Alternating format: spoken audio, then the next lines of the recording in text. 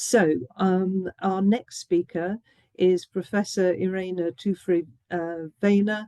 Irene is a Professor of Intellectual Disability and Palliative Care at Kingston University, London, where she leads a programme of research and development focusing on learning disability, bereavement and palliative care.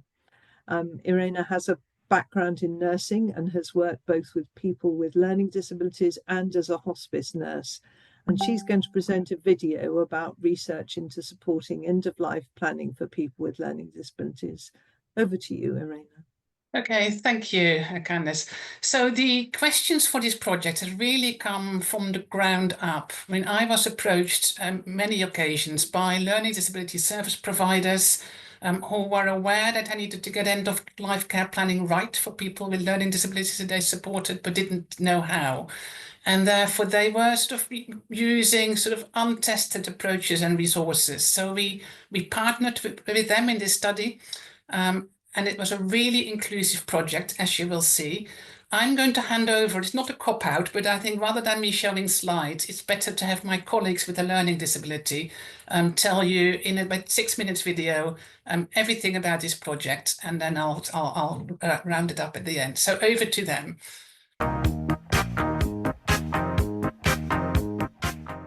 Hello, I'm Richard. I'm Leon. I'm Amanda, and we work at Kingston University. We helped to make this toolkit. In this video, we will tell you What's in the toolkit? why did we make it. And how we made it. What is in the toolkit? The toolkit is to help you think about the end of your life and to help you to plan ahead for when you're going to die. The toolkit has lots of resources like pictures and cards to help you think and talk about it. Or you can use art. Or talking mats. If you are staff, there are 3 guides to help you. They show you how to help us to be involved in making choices. Most of the toolkit is free to download. Why did we make the toolkit? People with a learning disability aren't always involved in planning their end-of-life care. It's important that we all make our own decisions because it's about the end of our life. No one knows what our decision is that we want to make, only us. It's not fair that someone else comes along and takes it away from us. But staff don't always know what to do to help us make decisions about our end of life. That's why we need to make a new toolkit. How did we make the toolkit? First we got the money. We're going to need more than this to do a research project. That's not enough money for research. We helped to write the grant application.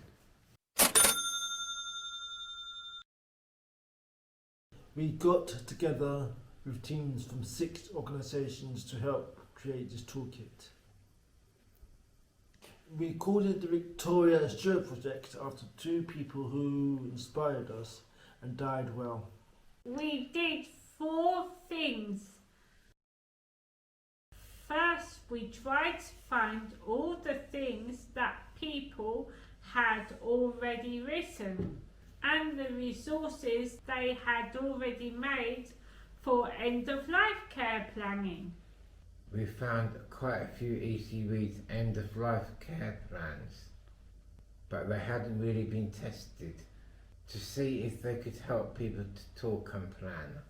We listened to more than 100 people in focus groups, including people with learning disabilities, families and staff. Everybody thought it was a good idea for people to be involved in end-of-life care planning.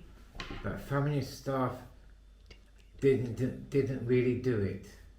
They didn't know how, or they would be worried that the person wouldn't understand. Also, it was hard to know what to plan for as things can change.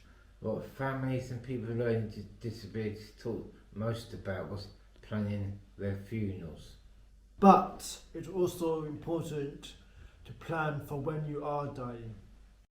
Then we did lots of workshops with all these people. We called it the All Together group. Their job was to look at everything we found and to decide what we put in the toolkit. We didn't like any of the easy read forms, but we really liked easy and creative ways to help you think and talk, like pictures or art. We found a gap in the market. We asked Bixby on Words to make new pictures about funerals. We also asked an artist to make picture cards that help you think about being ill and to help you plan for your funeral. We also made guides with lots of videos showing you how you can use everything. They're all on YouTube. When the toolkit was ready, we gave it to staff to test it out with people they support. The staff who tried it really liked it. They gave us some ideas for new pictures, which we did. We actually did one more thing, and that is to tell the people about the project. We did social media, webinars, conferences, and we wrote lots of papers about it. We did a big launch at the end of the project. 3, 2, 1.